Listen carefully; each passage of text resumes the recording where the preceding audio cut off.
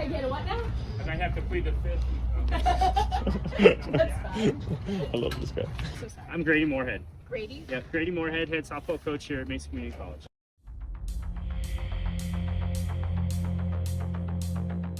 What is this team here actually first? So this is Mesa Community College's softball program. So right now I'm responsible for 22 young ladies. So how long have you been coaching? So I've been coaching this is my 13th season, either as an assistant coach here, as an assistant coach at the University of Southern Mississippi, and then I've been the head coach here for now, this is my 8th season. Yeah. Did you coach before that?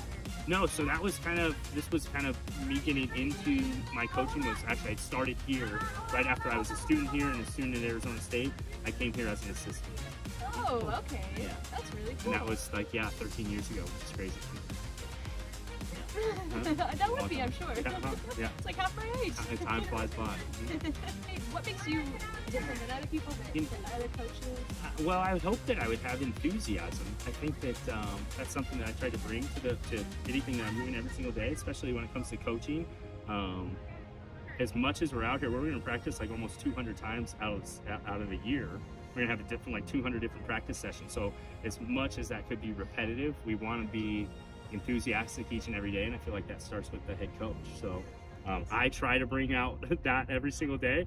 When I'm not having my best day, I have to find something that's going to show me or bring me some enthusiasm, so I make sure I let that carry over and transition to my team, because I know that, you know, as many times as you practice, not everyone's going to have their best day every single day, so you got to find your own motivation that particular day when you're struggling, so that you make sure that you're bringing whatever it is that you have that day, you're bringing it to your work. It might not always be your best stuff, but 90% of success is showing up.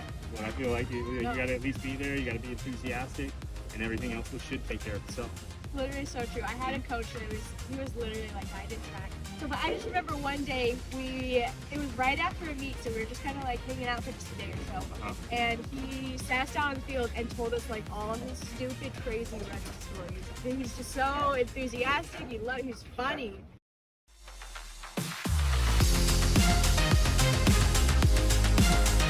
And I know that with every job you have, there's always something you don't like, and things that you do like. It's just like a part of life. Sure. And so, like, what's your least favorite part of what you do, and most favorite part of what you do?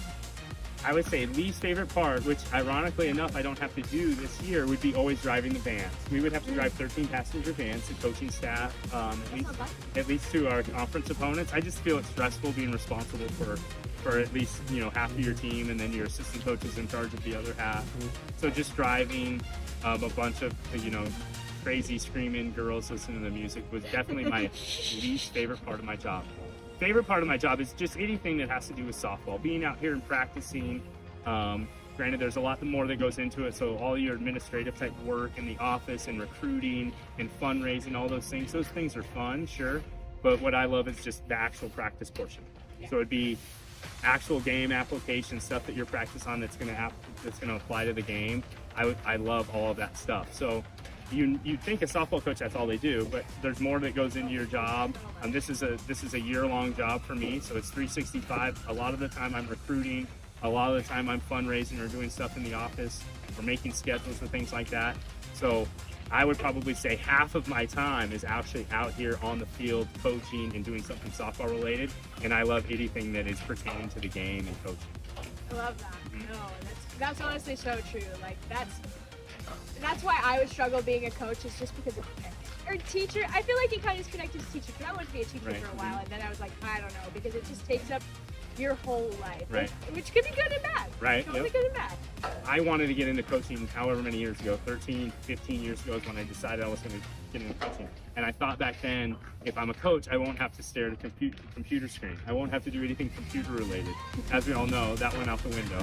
Everything you're going to have to do in front of a computer for a portion of the time. But I was trying to be outside, staying away from a computer.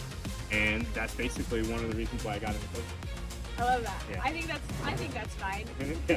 I don't want to be in front of a computer. Thank you so Well, much. thank you. Yeah, absolutely. Emma, it was nice meeting you. What was Michael Crandall. Michael Grady. Yes, Nice sir. to meet you. Oh, no.